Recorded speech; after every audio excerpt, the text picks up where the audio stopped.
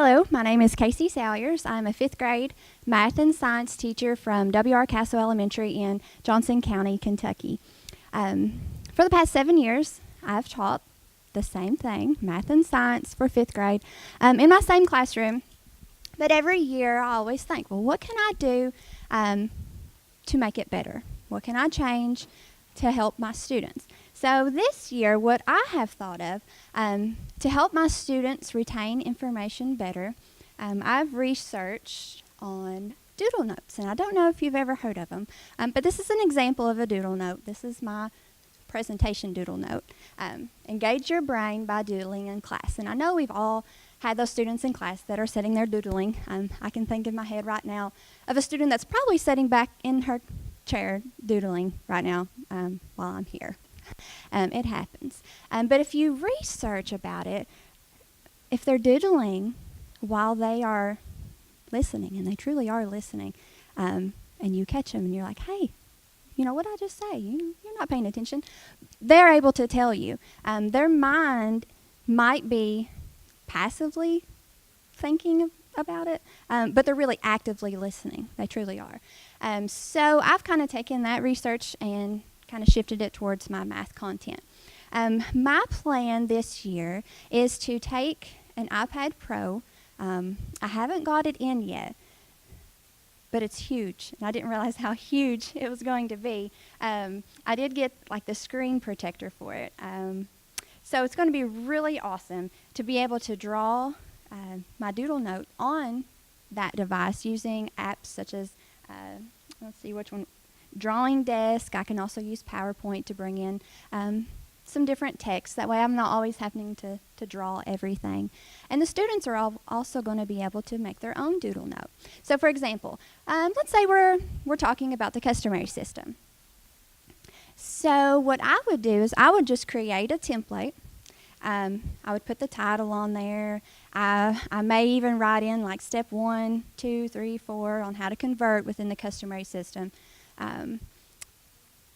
I may draw something on there to just kind of give like a visual cue for the students to be able to remember. So I may draw like a measuring cup if we're talking about capacity.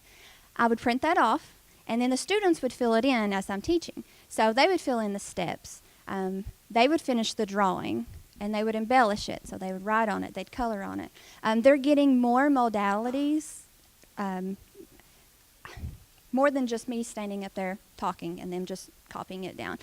They're listening, they're interacting, they're writing, and they're spending time on this. So it is my goal that hopefully through this project that they're going to be able to retain information better, that they're going to be able to concentrate, they're going to be able to be creative. And by doodling, it's going to stimulate their neural pathways. So the brain research shows that it's going to activate the left and the right. And when you can activate the left and the right at the same time, more learning is going to happen. With this action research, I'm going to compare a traditional note-taking to the doodle note-taking. I'm going to give the students a survey. I'm going to question their feelings on how they feel about just doing the traditional notes.